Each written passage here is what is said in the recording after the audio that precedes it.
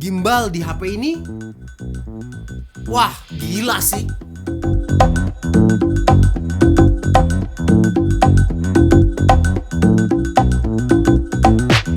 Ini dia Vivo X50 Pro. Kita akan langsung bahas nilai jual utama yang ngebedain dia sama smartphone lain. HP ini katanya pakai gimbal sob. Mana? Kagak gondrong.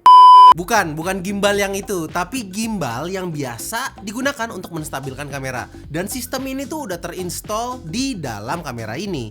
Saya nggak bisa nunjukin gimbalnya kayak gimana, tapi kalau dilihat ini tuh bukan gimmick belaka. Langsung aja lihat hasil perekaman video ini. Emang kayak HP yang lagi dipakein gimbal hasilnya. Saya coba dipakai sambil lari, hasilnya kayak begini. Ya saya nggak cepet-cepet amat emang larinya, tapi emang kelihatan hasilnya tuh stabilize banget. Kamera yang ada gimbalnya ini tuh punya resolusi 48 megapiksel. Terdengar biasa aja untuk standar sekarang. Karena kita tahu ada beberapa smartphone yang punya resolusi jauh lebih besar dari ini. Cuman jangan pernah menilai kamera dari besar resolusinya aja sob. Sobat bisa lihat kalau kameranya ini tajam banget. Warna juga akurat dan enak dilihat. Untuk HDR dari dulu Vivo udah nailed it banget lah. Foto backlight kayak begini masih kelihatan manis. Kamera utamanya ini kalau misalnya sobat lihat gede banget. Vivo sendiri tuh kasih nama kamera ini The Big Eye. Disinilah si gimbal stabilization technology bersemayam. Lebih advance daripada OIS yang hanya bisa mengkompensasi gerakan pada sumbu X dan Y aja. Gimbal di Vivo X50 Pro ini tuh bisa mengkompensasi gerakan dan rotasi pada sumbu X, Y, dan Z. Jadi nggak cuman geser atas bawah kiri kanan aja, tapi geter dan agak muter atas bawah kiri kanan depan belakang. Itulah kenapa kalau kita geter-geterin kayak gini, dia tuh hasilnya tuh tetap stabil.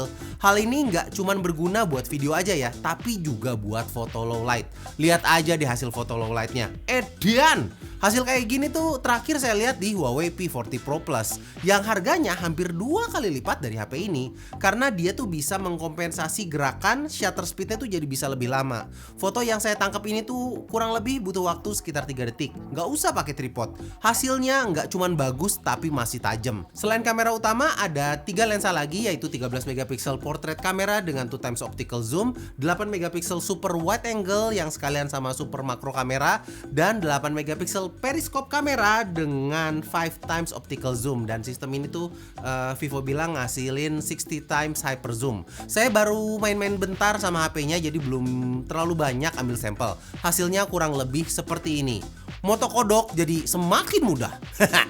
Punya lensa tele 2 biji kayak begini juga berguna bikin foto portrait itu semakin kelihatan natural. Sebenarnya secara default bokehnya tuh menurut saya agak terlalu berlebihan.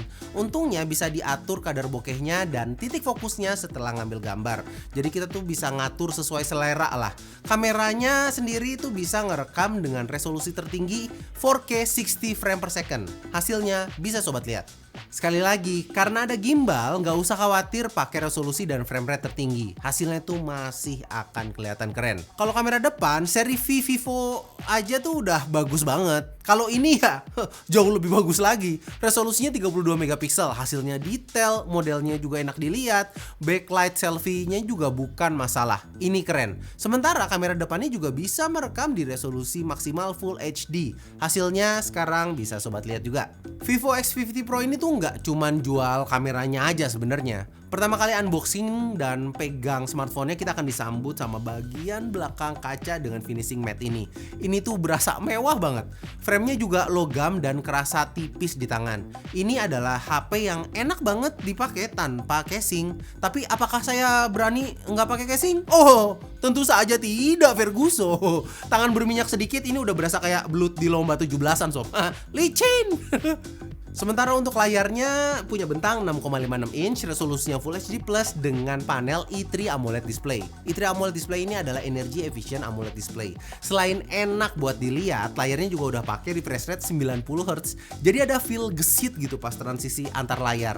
Satu hal lagi yang bikin kaget, sekarang tuh Vantage OS tuh berasa fun banget gitu, bening banget dan ikonnya tuh bulat-bulat, terus juga terlihat sangat minimalis kayak pure Android gitu. Sama ini tuh buat saya jadi bikin nyaman di mata aja, nggak terlalu rame gitu kayak nasi. Itu nasi rame. Yang pinggir jalan, nasi rame itu.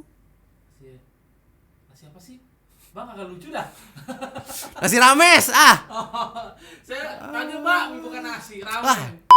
Feel gesit dan responsif ini tentu ada andil dari spesifikasi internalnya. Snapdragon 765G, 5G SoC, RAM 8GB dan storage 256GB. Yep, betul sekali. Snapdragon 765G itu bukanlah chipset paling kencang untuk saat ini. Tapi buat ngerjain tugas sehari-hari itu tuh saya nggak ngerasain bedanya gitu sama 865. Buat main game, HP ini juga enak karena ini adalah varian yang G yang udah ngedukung Snapdragon Elite Gaming. Main PUBG tuh udah bisa smooth ekstrim dan experience-nya tuh enak.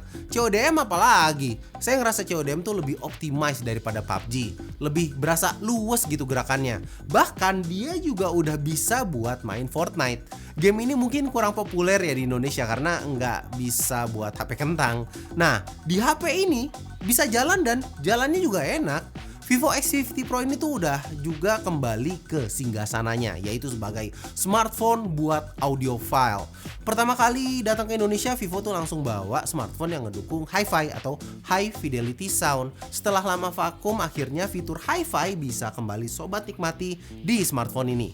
Saya baru pakai HP ini tuh 2 hari ya, jadi belum bisa cerita banyak. Ingat, ini tuh bukan review, ini video first impression atau impresi pertama. Kami mengambil waktu yang cukup untuk mengulas suatu produk agar bisa cerita ke sobat lebih dan kurangnya. Kalau sobat mau lihat video review dari smartphone ini, silahkan subscribe dan nyalain loncengnya. Karena selanjutnya yang akan kita tes adalah ketahanan baterainya yang punya kapasitas 4315 mAh dan user experience secara keseluruhan.